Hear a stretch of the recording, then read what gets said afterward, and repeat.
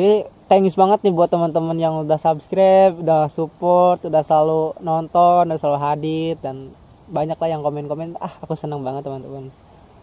Jadi berasa punya banyak saudara sekarang gitu. Welcome to Ojak Des. Tutututututut. Oh. Siap minasang, konnichiwa, back to YouTube channel my Ojak Des. Yoroshiku onegaishimasu. Jadi ini teh baru pulang kerja teman-teman ceritanya. Jadi kebetulan hari ini pulang cepet gitu kan, pulang 4:30, dan kebetulan juga cuacanya masih terang gitu kan. Biasanya mah aku masuk jam 8 karena hari ini masuk jam 7, jadi bisa pulang cepet. Biasanya kalau masuk jam 8 itu pulang sekitar jam setengah 6 dari pabrik, sampai rumah ya jam 6 lah gitu. Dan sekarang ini ya, kalau musim dingin itu jam 5 tuh udah gelap teman-teman, udah bener-bener gelap gulita gitu kan. Beda kalau musim panas, waktu musim panas tuh jam 5, jam 6 sampai jam 7 pun kadang-kadang masih terang banget gitu kan. Jadi kalau musim panas itu waktu siangnya tuh panjang tapi malamnya sebentar. Kalau musim dingin kebalikannya, jadi siangnya kayak sebentar gitu kan, cepet banget gelap ya, malamnya panjang. Dan jam 7, jam 8 itu masih gelap kalau pagi gitu kan. Tapi kalau musim panas jam 5 subuh udah terang gitu kan, dan subuhnya juga jam 3 kalau di musim panas. Tapi di musim dingin subuhnya normal setengah 5 sama kayak di Indonesia.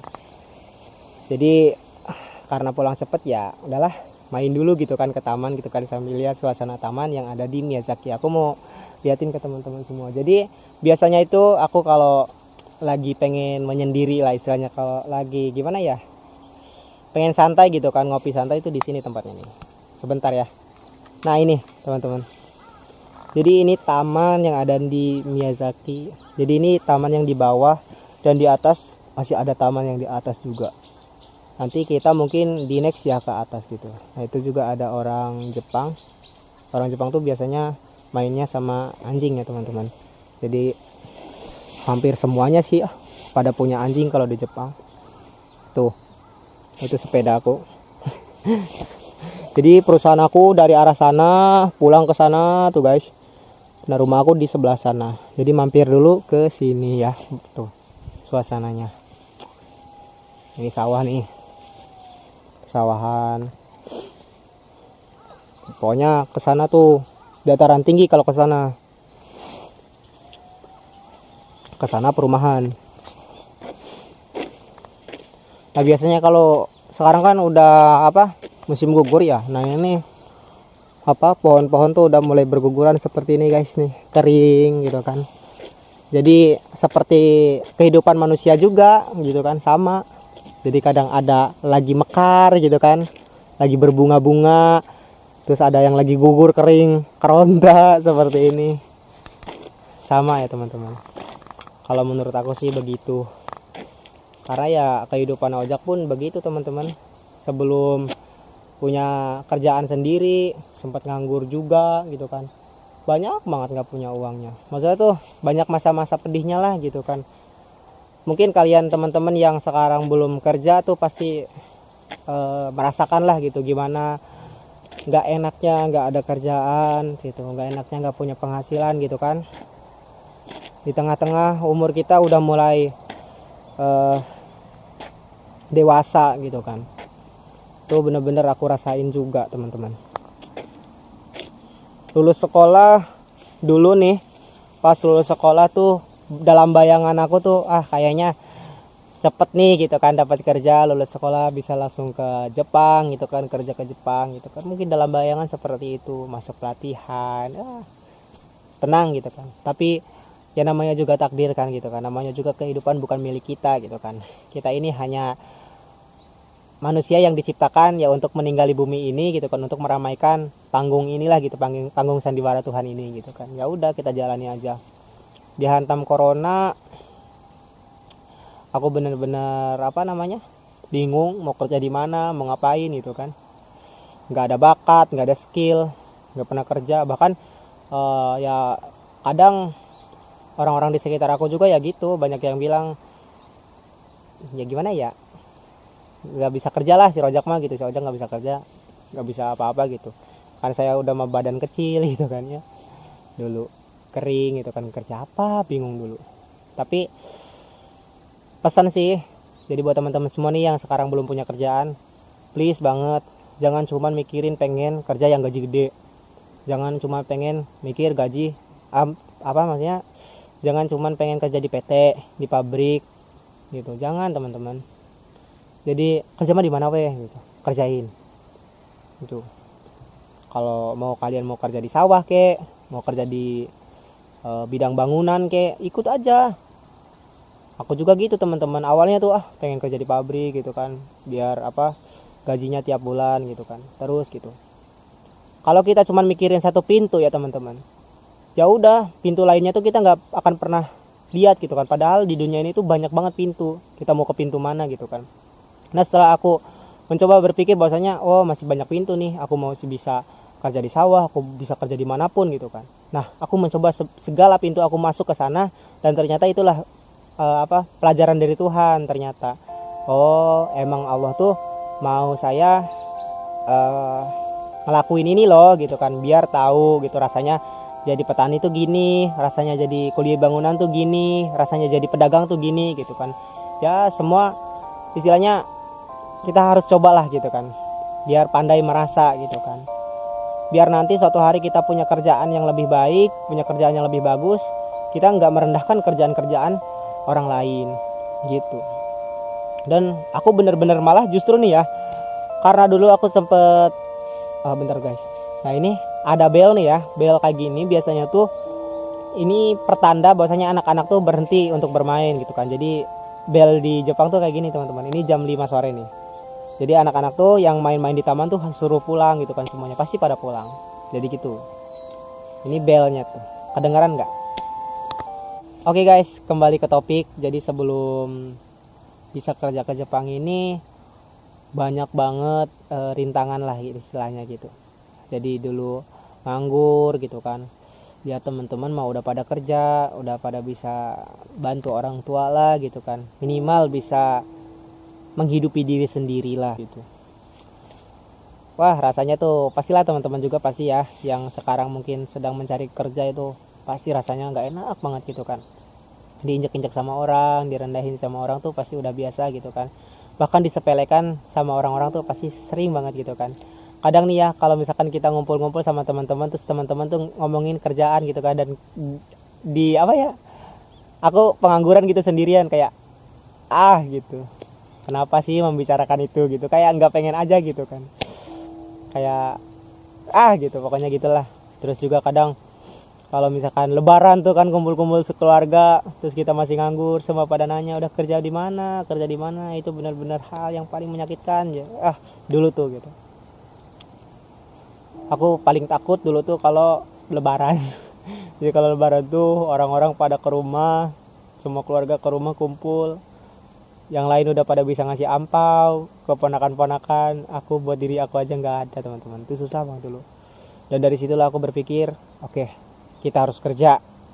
Kalau pengen punya uang kerja, ayo kerja, bangun kerja, mau kerja di mana aja. Kerja mah nggak ada yang enak, kerja mah nggak ada yang nikmat, nggak ada gitu. Semua kerjaan pasti capek, semua kerjaan pasti berat gitu.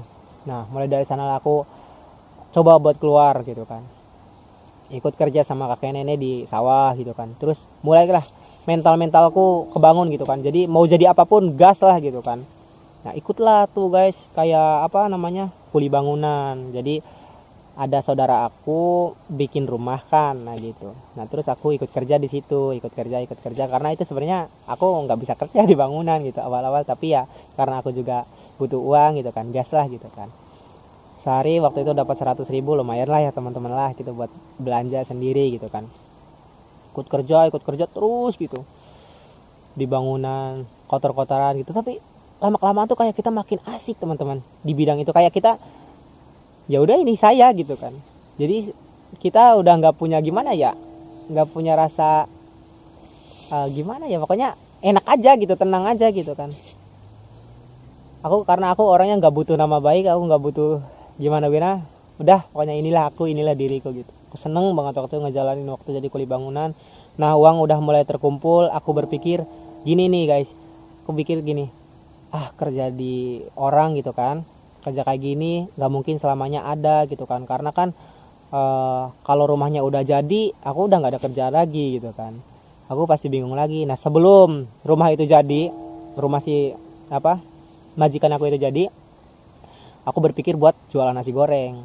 Nah, aku bilang lah ke orang tuaku, mah aku mau jualan gitu, jualan nasi goreng. Kata ibu, wah kayak bisa aja gitu kan, apalagi terus bilang ke bapak, udah gila jangan aneh-aneh gitu kan, aneh-aneh wae gitu kan, kayak bisa wae gitu, coba masakin dulu katanya buat bapak gitu. Tak masakin, ya enak guys gitu kan. Langsung udah nggak usah gitu kan, malu-maluin kamu nanti gitu kan. Nah terus aku cerita ke bibi aku, cerita ke orang-orang terdekat lah, ke sahabat aku The Bronze, ke pacar gitu kan, cerita gitu mau ini mau ini. Jadi aku sebenarnya minta dukungan dulu, minta support. Yang lain ya alhamdulillah support gitu. Nah aku belum cerita-cerita ke orang-orang, paling orang-orang terdekat dulu. Kemudian semua ya ada meragukan, ada support, tapi ada meragukannya gitu kan. Tapi oke. Waktu itu aku mulai dengan 120.000 teman-teman, beli bahan-bahan sayuran, beli bahan-bahan kayak gitulah. Aku beli bener-bener ada, kayak kalau di kampung kan ada tukang sayuran yang pakai mobil tuh. Jadi aku beli di situ. Si ojek ngapain nih beli banyak gitu kan. Terus orang-orang juga pada tetangganya mau ngapain gitu, belanja banyak banget gitu kan. Terus hanya mau masak gitu, nggak bilang aku. Terus pas udah sampai rumah ibu kaget, ini apa ini gitu, mau jualan bu gitu. Jualan nasi goreng jadi, tanpa persiapan banyak sebenarnya, tanpa benar-benar persiapan lebih gitu kan. Padahal kan buat goreng kerupuknya juga nggak tahu gimana, terus gimana aku cuman mikirin aku mau jualan gitu karena waktu itu ada peluang teman-teman. Jadi aku kan sering nyari makanan malam-malam tuh di Facebook gitu kan, di grup Facebook yang di kampung tuh. Nah karena kok nggak ada ya yang jualan gitu kan, terus banyak juga yang nyari, kok nggak ada yang balas gitu, nggak ada yang jualan ya, namanya juga udah malam ya, jam 10 jam 11 malam, siapa yang mau jualan, yang mau order gitu, nganterin. Nah di sini kayak jadi peluang bagi aku. Wah kalau aku jualan malam-malam kayak gini, orang-orang pasti banyak yang nyari nih malam-malam nih bang, karena malas keluar gitu kan. Terus aku bikin udah jadi, sama ibu bantu tuh, akhirnya ibu aku bantuin buat gorengin kerupuk. Karena waktu itu aku ikut ngajar ngaji kan di musola, aku ikut ngajar ngaji sama Pak Ustadz. Jadi aku maghrib ke musola, pulang habis isya, di rumah udah beres, tinggal aku jualan gitu. Jadi aku jualannya di dapur guys, di dapur sendiri. Nah kemudian aku langsung bikin tuh postingan di Facebook. Tak foto dulu, aku bikin postingan awal. Pas aku posting guys, pertama kali itu 1 menit awal langsung ada yang komen, bisa anter nggak ke Karangjaya. Aku inget banget orangnya tuh ibu-ibu lagi hamil yang pesen. Jadi aku tuh bikin sendiri gitu, goreng sendiri. Aku seneng banget kan, wah ada yang order, langsung gitu semuanya, kayak seneng banget gitu. Aku langsung goreng, aku langsung anterin. Itu kan lagi hujan guys, jadi hujan gimana sih ya, becek lah gitu, gerimis, udah mah jauh nggak tahu tempatnya kan. Aku coba dah gitu kan, hampir kayak tersesat kayak gitu, karena ya nggak tahu ya, baru pertama kali. Ternyata ketemulah sama ibu-ibu, dia lagi hamil, dia orangnya, saya ingat banget orangnya gitu kan. Itu pertama kali, pelanggan pertama. Kemudian langsung ada yang pesan lagi, habis hari itu habis 10 bungkus, 100.000 aku dapat, karena satu bungkusnya itu 10.000, enggak 100.000 lebih lah dapat, dengan modal 120. Malam itu juga kontan modal balik, tapi uang itu aku modalin lagi gitu. Berhari-hari habis terus guys, meskipun gak habis paling 1-2 gitu ya, dimakan sendiri lah gitu kan. Jadi aku cuman masak itu, ibu tuh cuman 2 liter lah, 2 liter paling banyak itu 2 liter. Dan semalam itu bisa dapat uang 150 gitu kan. Lama-lama makin naik, itu bisa sampai 300.000 per malam. Aku buka dari habis sisa jam 8, tutup jam 10. Bukan tutup jam 10, aku kan postingnya sampai jam 2 malam gitu kan, tapi jam 10 udah habis kadang-kadang.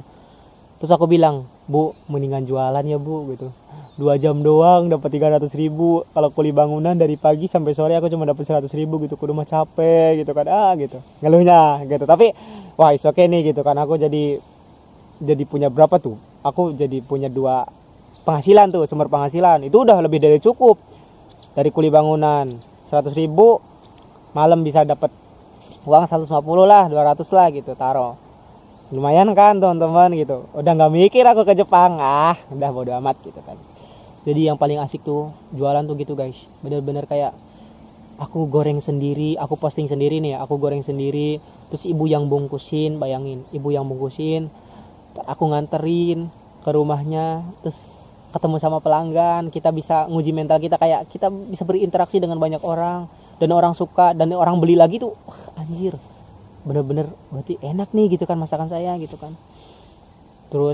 Teruslah berlangsung berhari-hari, hujan pun aku anterin, bahkan jam 2 malam, jam 3 waktu itu ada yang pengen sahur, jadi bulan Rajab ada yang pengen sahur makan nasgor saya, katanya bisa enggak tak anterin ke rumahnya jam 3 malam.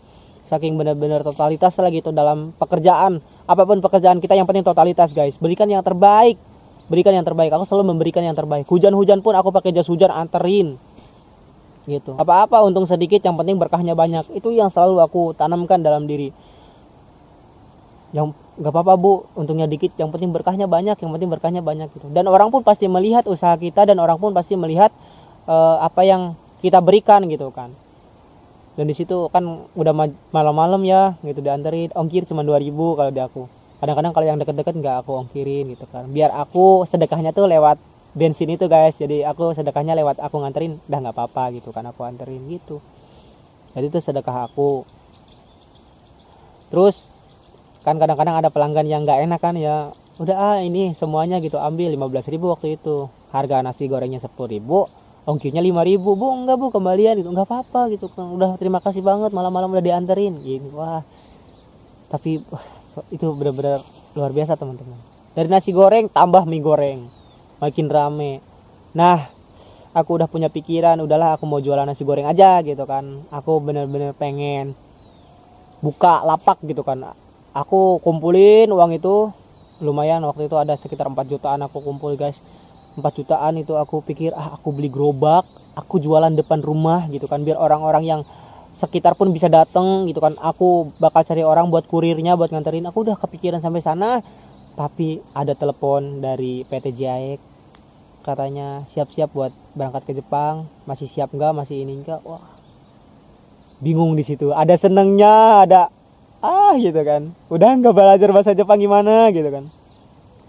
Aku udah pengen jualan, bener-bener jualan, udah asik gitu kan ngejalanin gitu kan, karena kehidupan aku asik tuh waktu itu, karena pagi sampai sore kuli bangunan, terus maghribnya aku ikut ngajar ngaji, ikut ngelatih qasidah gitu kan. Habis isya aku mulai jualan sampai malam, besoknya kayak gitu lagi, kayak banyak kegiatan aja, kayak asik gitu kan. Dan aku nggak mikirin uangnya gimana, tapi bener-bener guys ya, uangnya itu meskipun sedikit tapi berkah tuh. Kalau uang berkah tuh kerasa banget gitu, nikmat.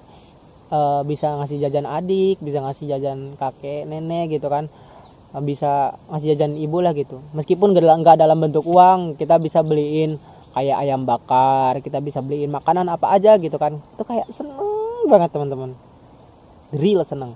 Dan itulah salah satu kebahagiaan aku di situ. Terus terus bisa ke Jepang gitu kan. Alhamdulillah, ternyata Tuhan tuh benar-benar nguji dulu gitu kan, nguji mental aku benar-benar, ya gitulah ceritanya. Jadi sampai sekarang alhamdulillah bisa ke Jepang, itu pun karena Allah. Jadi ingat guys, semua yang terjadi pada diri kita ini atas takdir Allah. Kalau menurut aku semua terjadi di dunia ini karena kehendak Tuhan. Mau kita mau kondisi kita baik, mau kondisi kita buruk, ya itulah keinginan Tuhan gitu kan. Kita harus benar-benar nerima teman-teman, intinya sih menerima gitu. Jadi ketimbang kita terus-terusan komplain sama Tuhan gitu kan, ya Allah kenapa hidupku begini, kenapa aku nggak seperti orang-orang gitu kan, itu tanda kita kufur gitu kan akan nikmat. Aku juga sempat jadi orang yang seperti itu teman-teman, kenapa aku begini Tuhan. Tapi Tuhan benar-benar ngajarkan kepada aku, ini loh Jak gitu kan, kejutannya gitu kan, ini loh aku tuh pengen kamu tuh kayak gini gitu kan, aku tuh ingin kamu ngejalanin ini. Dan sekarang ya jadi banyak pengalaman gitu, jadi mental jadi terbangun gitu. Wah dulu boro-boro nih bikin kamera bikin video kayak gini gitu di kamera gitu kan, boro-boro guys, nggak ada kok. Tapi ya pengen mencoba hal baru aja mumpung di Jepang gitu kan, sambil ngupload gitu kan, jadi bikin video sambil berbagi informasi kepada teman-teman semua tentang Jepang ini, tentang banyak hal gitu kan. Aku pengen sharing aja teman-teman. Jadi bukan berarti aku udah baik, bukan berarti aku udah good lah gitu, udah mantap gitu, nggak ada. Aku cuman sharing-sharing aja tentang seputar kehidupanku gitu kan, begini gitu kan. Barangkali ada yang sama, ada yang relate dengan kehidupan kalian, atau ada pelajaran yang bisa ambil. Kalau misalkan nggak baik ya udah gitu, dihiraukan aja gitu kan, jangan jangan diambil gitu yang nggak baiknya gitu teman-teman. Jadi nggak ada maksud saya menggurui atau gimana gitu, nggak ada teman-teman ya. Jadi cuman saya mah bikin video kayak gini gitu kan, berbagi informasi. Saya orang bodoh teman-teman, saya nggak tahu apa-apa, datang ke Jepang tuh saya nggak tahu apa-apa. Makanya kalau di video juga ini apa nggak tahu guys, ini nggak tahu karena ya banyak nggak taunya gitu kan. Jadi kalau tahu ini aku pengen sharing ke teman-teman gitu kan, biar nanti teman-teman pas datang ke Jepang tuh udah tahu, oh ini tuh ini gitu kan. Aku pernah lihat di vlognya Aojak gitu, mungkin kayak gitu sih barangkali ya gitu. Jadi ya nikmatin aja lah video-video aku yang aku bikin gitu kan teman-teman. Jadi thanks banget nih buat teman-teman yang udah subscribe, udah support, udah selalu nonton, udah selalu hadir, dan banyak lah yang komen-komen. Aku seneng banget teman-teman. Jadi berasa punya banyak saudara sekarang gitu. Jadi buat teman-teman yang mau mampir ke Instagram aku bisa gitu, bisa chat-chat pribadi atau mau nanya apapun bebas gitu kan. Oke, begitu teman-teman ya. Ya udahlah ya, udah sore, Ojak mau pulang gitu kan, mau masak, terus kan ini malam minggu gitu kan, mau apel kemana? Orang pasarnya juga di Indonesia. Ya udah ya, mungkin nanti dilanjut lagi sama vlog-vlog selanjutnya. Kalau misalkan ada yang ingin ditanyakan, tanyakan aja di kolom komentar. Intinya arigato gozaimasu. Ya, Ojak mau pulang. Bye bye. Assalamualaikum warahmatullahi wabarakatuh. Ya, mata nih.